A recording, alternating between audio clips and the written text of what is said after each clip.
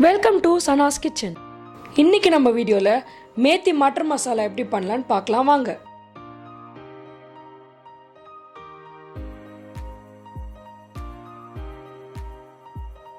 இப்போ ஒரு பேன் வச்சு 4 டேபிள் ஸ்பூன் எண்ணெய் ஆட் பண்ணிக்கிறேன்.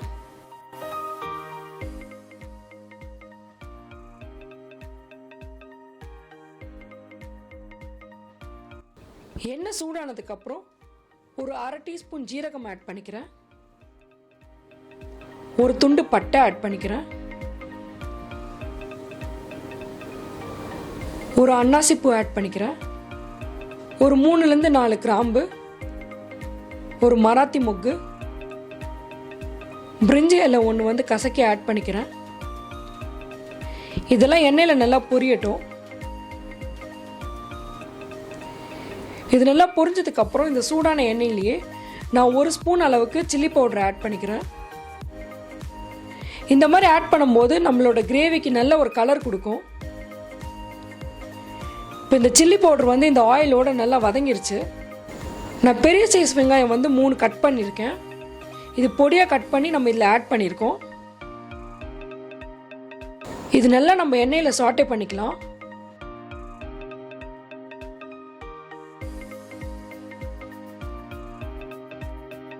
ஒரு 1/2 டீஸ்பூன் அளவுக்கு நீங்கள் சால்ட் ஆட் பண்ணிக்கோங்க. அப்போ வெங்காயம் இன்னும் கொஞ்சம் நல்லா வதங்கும்.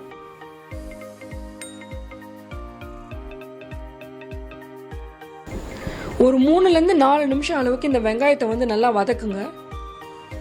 ஒருவேளை அடி பிடிக்கிற மாதிரி இருந்தால் லைட்டாக அப்பப்போ சுடு தண்ணி ஆட் பண்ணிக்கோங்க. ஒரு ஸ்பூன் 2 ஸ்பூன் அளவுக்கு, அப்போ தான் அடி பிடிக்காமல் இருக்கும். வெங்காயம் நல்லா வதங்கிருச்சு. நான் இந்த ஸ்டேஜில் ஒரு 3லேருந்து 4 பச்சை மிளகாய் சின்னதாக கட் பண்ணியிருக்கேன். அதை ஆட் பண்ணிக்கிறேன்.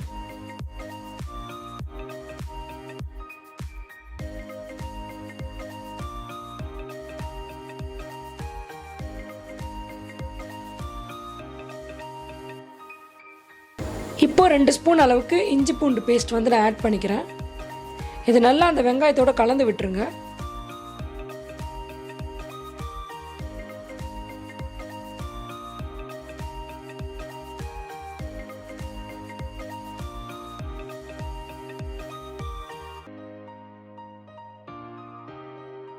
A few minutes later.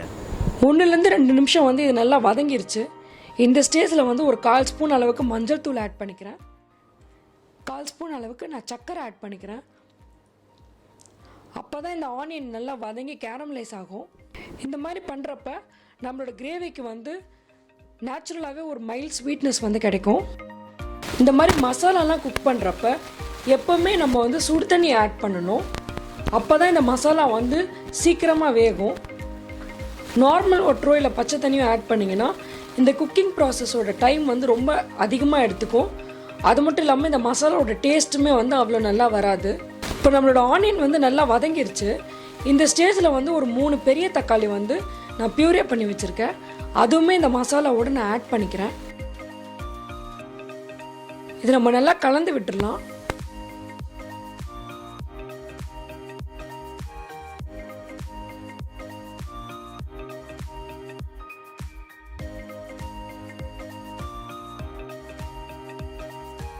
ஒரு 2-3 நிமிஷத்துக்கு அப்புறம் இந்த தக்காளியோட பச்சை வாசனைலாம் நல்லா மாறிடும். இன்னும் ஒரு 2-3 நிமிஷம் இதை மூடி வச்சு நம்ம குக் பண்ணலாம். A few minutes later.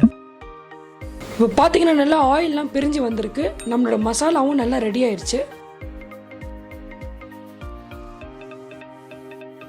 இந்த மாதிரி மசாலா நல்லா எண்ணெய் பிரிஞ்சு வந்ததுக்கப்புறம் நம்ம எடுத்து வச்சிருக்க 1.5 கப் அளவுக்கு பச்சை பட்டாணி ஆட் பண்ணிக்கலாம். இது இந்த மசாலாவோட நல்லா கலந்துருங்க.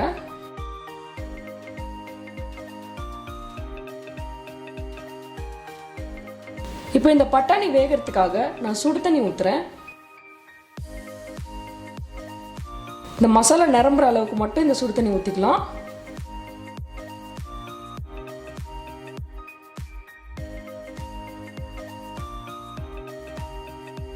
இந்த ஸ்டேஜ்லேயே உங்களுக்கு கிரேவி எந்த கன்சிஸ்டன்சி வேணுமோ அந்த அளவுக்கு நீங்கள் தண்ணி ஊற்றிக்கலாம்.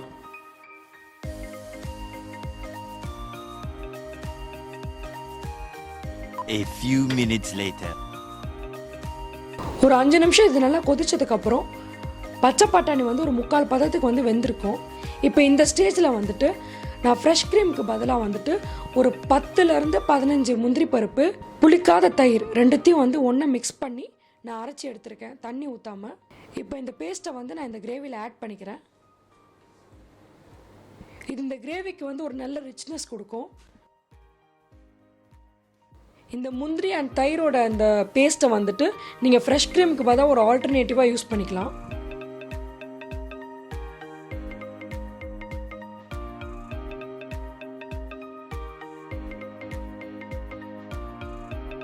A few minutes later. இப்போ இது ஒரு 2-3 நிமிஷம் கொதிச்சதுக்கப்புறம் நான் கட் பண்ணி வச்சுருக்கேன் மேத்தி லீவ்ஸை வந்து ஆட் பண்ணிக்கிறேன். மேத்தி லீவ்ஸ் எப்போவுமே வந்து நீங்கள் எப்போ சமைக்கிறீங்களோ அது அந்த டைமில் மட்டும் நீங்கள் இதை ஆஞ்சி வச்சுக்கோங்க. ரொம்ப முன்னாடியே கட் பண்ணி வச்சிட்டிங்கன்னா இது ரொம்ப கசப்பு தன்மை எடுக்கும்.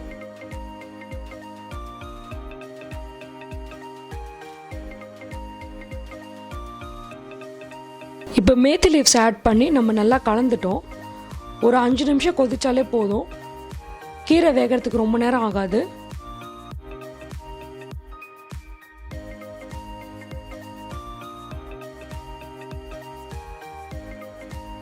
A few minutes later. இப்போ இது ஒரு 5 நிமிஷம் நல்லா கொதிச்சிருச்சு. பார்த்தீங்கன்னா இந்த மசாலா நல்லா ரெடி ஆகிடுச்சு. லாஸ்ட்டாக வந்து ஒரு டேபிள் ஸ்பூன் அளவுக்கு பட்டர் நான் ஆட் பண்ணிவிட்டு கொஞ்சமாக கொத்தமல்லி ஆட் பண்ணிக்கிறேன்.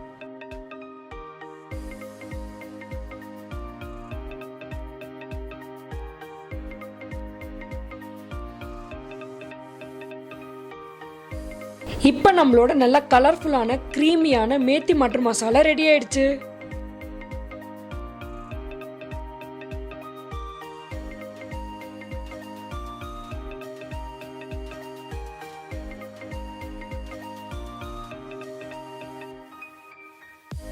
இந்த ரெசிபி பிடிச்சிருந்துச்சுன்னா லைக் பண்ணுங்க, ஃப்ரெண்ட்ஸ் அண்ட் ஃபேமிலியோட ஷேர் பண்ணுங்க, என்னோட சேனலை சப்ஸ்கிரைப் பண்ணுங்க. தேங்க்யூ.